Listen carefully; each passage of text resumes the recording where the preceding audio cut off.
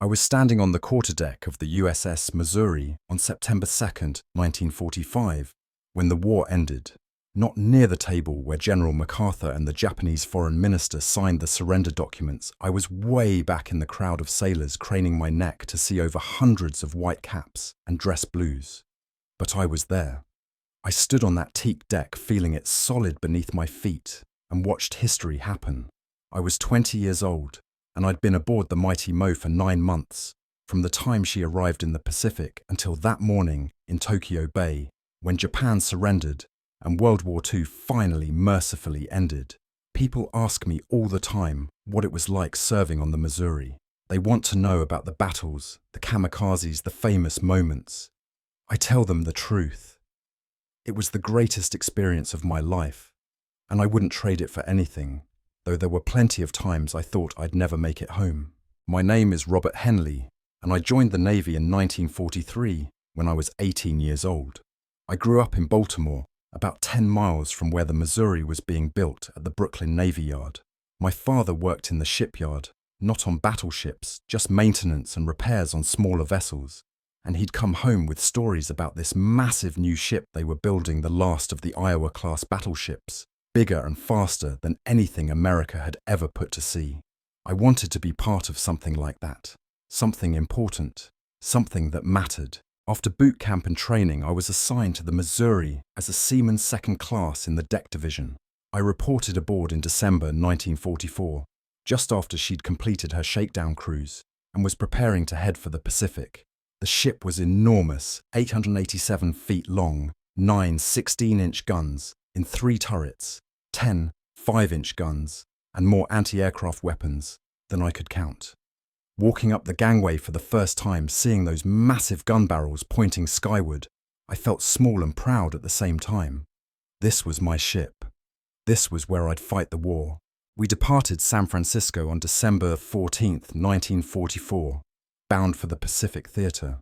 The voyage took nearly a month, stopping at Pearl Harbor and then continuing to Alethi Atoll in the Caroline Islands, where the Pacific Fleet was assembling for the final push against Japan. Ulithi was incredible, hundreds of ships, anchored in a natural harbour, carriers and battleships and cruisers and destroyers, the most powerful naval force ever assembled. The Missouri joined Task Force 58, the fast carrier task force, and Admiral Mark Mitcher came aboard to use us as his temporary flagship. We were brand new, the newest battleship in the fleet, and there was pride in that, but also pressure. We had to prove ourselves. Our first action came in late January 1945, when Task Force 58 launched airstrikes against Tokyo itself. The Missouri's job was to screen the carriers, protect them from Japanese air attacks while they launched their planes. We were part of Task Group 58.2, built around the carriers Lexington Hancock and San Jacinto. The carriers would launch strikes, and we'd form a protective ring around them, ready to shoot down any Japanese aircraft that came too close. It sounds simple, but it wasn't. Japanese pilots were desperate by 1945, and they'd do anything to get through to the carriers. On February the 19th, we supported the invasion of Iwo Jima. That night, while we were patrolling with the carriers, we shot down a Japanese bomber, probably a Nakajima Ki-49. It was my first time seeing combat, seeing guns firing in anger, watching an enemy aircraft spiral into the ocean, trailing smoke and fire. I was at my battle station on the 40mm anti-aircraft mount loading ammunition, and the noise was incredible. The quad 40mm guns fired so fast they sounded like one continuous roar. Spent shell casings piled up around our feet. The smell of cordite burned my nose and throat. When the Japanese plane went down, some of the guys cheered, but I just felt relief. We'd done our job. The carriers were safe. In March, we conducted more airstrikes on Japan, hitting targets around the inland sea. On March 18th, we helped destroy 4 Japanese aircraft that tried to attack the task force. The Japanese launched a counterstrike that badly damaged the carrier USS Franklin. She was hit by bombs that killed over 800 men and nearly sank the ship. We were assigned to help screen Franklin as she withdrew from the combat zone, providing protection while she tried to save herself. Watching Franklin burn, seeing the smoke and explosions, knowing hundreds of men were dying over there, was sobering. That could be us. Any ship could be hit. You just hoped your luck held. By late March, we were preparing for the invasion of Okinawa, the last major battle before the planned invasion of Japan itself. On March 24th, we were temporarily assigned to bombard the southern coast of Okinawa. As part of a deception, we fired 180 rounds of 16-inch shells to make the Japanese think we were going to land there, drawing their attention from the actual invasion site on the western side of the island. The battleship's main guns were the most powerful weapons I'd ever been around. When those 16-inch rifles fired, the entire ship shuddered. The concussion from the blast could knock you down if you weren't ready for it. Each shell weighed over 700 pounds and could hit targets over 20 miles away. We couldn't always see what we were shooting at the spotters in the aircraft with radio corrections, and we'd adjust fire based on their reports. But we knew we were destroying Japanese fortifications and saving American lives. Then came April 11th, 1945, the day the kamikaze hit us. We were operating with the carriers off Okinawa when a Japanese plane came in low and fast, dodging anti-aircraft fire heading straight for us. Our guns tracked it, firing everything we had, but the pilot kept coming. He hit us on the starboard side just below the main deck. The impact wasn't as devastating as it could have been. The aircraft was relatively small, and it struck at an angle, but it threw burning gasoline all over the deck. I was below decks at the time, and the word came over the speakers. Kamikaze hit starboard side fires on the main deck. We went to our damage control stations immediately, but the crew topside had already suppressed the fire. The whole thing was over in minutes. 2 guys were wounded, but nobody was killed. The damage was superficial. The Missouri stayed on station and kept fighting. That's what people don't understand about kamikaze attacks. They were terrifying. You're watching a plane deliberately crash into your ship, knowing the pilot has decided to die to try to kill you, but they weren't always effective. The Missouri was built tough. Her armor was thick, her damage control was excellent, and her crew was trained to handle casualties. The kamikaze that hit us barely scratched the paint compared to what the ship could withstand, but psychologically it was hard. After that, every aircraft in the sky looked like a potential threat. You learned to sleep in your clothes near your battle station because general quarters could be called at any moment. You learned that luck mattered more than skill sometimes. The difference between the Missouri getting hit and surviving and the Franklin getting hit and nearly sinking was just luck. Which ship the Japanese happened to target, which bomb happened to penetrate to the right spot, which fire happened to reach the right magazine. In May, Admiral William Halsey came aboard and made the Missouri his flagship for the Third Fleet. That was an honor and also additional pressure. We were now the flagship, the command ship, and we had to maintain the highest standards. Admiral Halsey was a legend, aggressive, bold, sometimes controversial, but respected by everyone. Having him aboard meant the Missouri would be in the thick of the action for the rest of the war. Through June and July, we continued operations off Okinawa and then participated in airstrikes and shore bombardments against the Japanese home islands. On July the 15th, we were part of a task group that bombarded industrial facilities in Muroran, Hokkaido, our first time firing our 16-inch guns directly at the Japanese homeland. It felt significant, like we were bringing the war to Japan's doorstep. A few days later, we conducted another bombardment, this time joined by the British battleship HMS King George V. The Allies were closing in from all sides. Victory seemed inevitable, but nobody knew how much longer it would take or how many more men would die. On August 9th, the day the second atomic bomb was dropped on Nagasaki, we were launching airstrikes against northern Japan. The next day, rumors started circulating that Japan would surrender. Nobody believed it at first. We'd heard rumors before that turned out to be false. But on August 15th, it was officially announced. Japan had surrendered. The war was over. I was on deck when the announcement came over the speakers and the entire ship erupted. Men were cheering, crying, hugging each other. Some guys just sat down and put their faces in their hands. I think we were all in shock. After years of war, after all the death and destruction, it was just over. Just like that. No more kamikaze attacks. No more battle stations at 0300. No more wondering if today was the day you'd die. It was over. The next 2 weeks were busy. On August 21st, we sent a contingent of 200 officers and men to the battleship Iowa, which was going to Tokyo to begin the occupation process. Then on August 23rd, we learned that the Missouri would host the surrender ceremony. The surrender ceremony. The formal end of World War II would happen on our ship. The crew immediately began preparing, cleaning, painting, making everything perfect. This wasn't just about the Missouri anymore. This was about America, about the Allied victory, about every man and woman who had fought and died to reach this moment. On August 27th, we began the approach to Tokyo Bay. A Japanese destroyer, the Hatsuzakura, guided us through the minefields.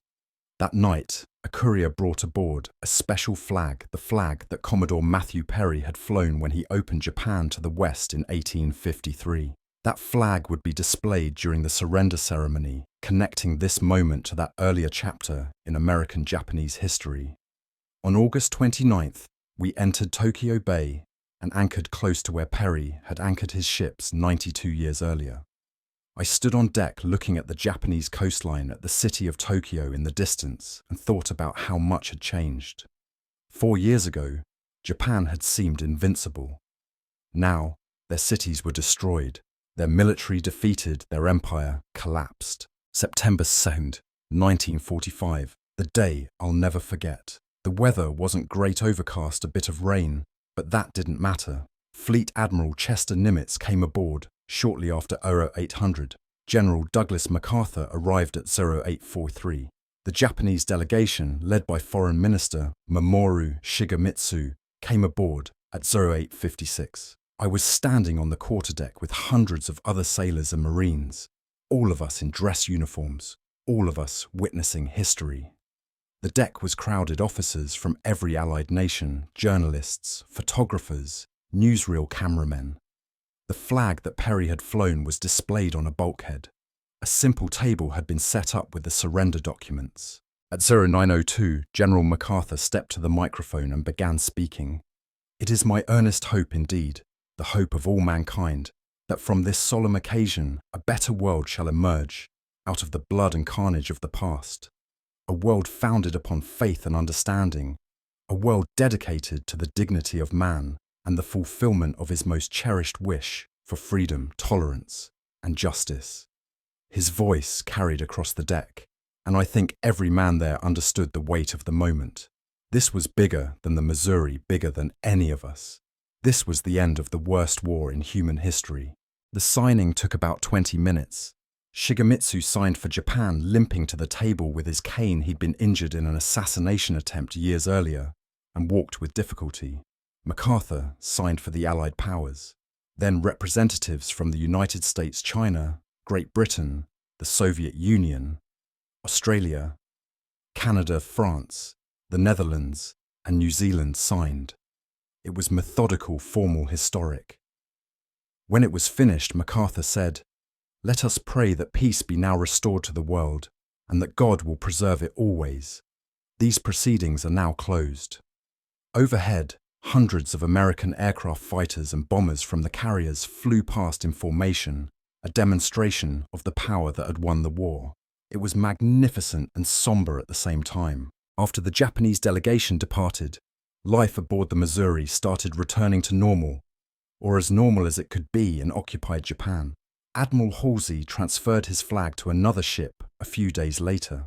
We departed Tokyo Bay on September 6th and sailed to Guam, where we picked up homeward-bound passengers as part of Operation Magic Carpet, the effort to bring American servicemen home.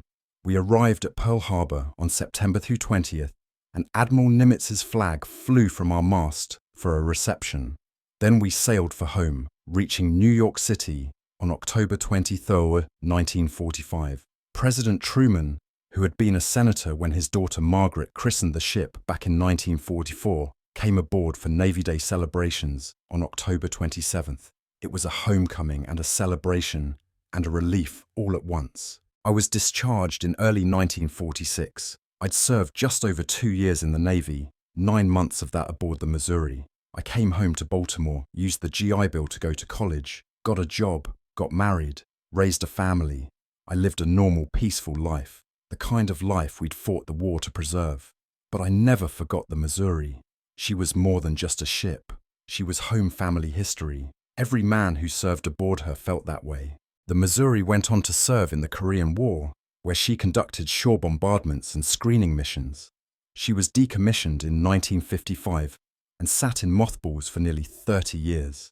In 1984, she was reactivated and modernized as part of President Reagan's 600-ship Navy plan, equipped with Tomahawk cruise missiles and Harpoon anti-ship missiles. She served in the Persian Gulf during Operation Earnest Will, escorting oil tankers and keeping her fire control systems trained on Iranian missile launchers. In 1991, she fought in Operation Desert Storm, firing Tomahawk missiles at Iraqi targets and conducting shore bombardments with her 16-inch guns, the first time those guns had been fired in combat since Korea. She was decommissioned again in 1992 and eventually became a museum ship at Pearl Harbor, moored just 500 yards from the USS Arizona Memorial. I visited the Missouri at Pearl Harbor 3 times.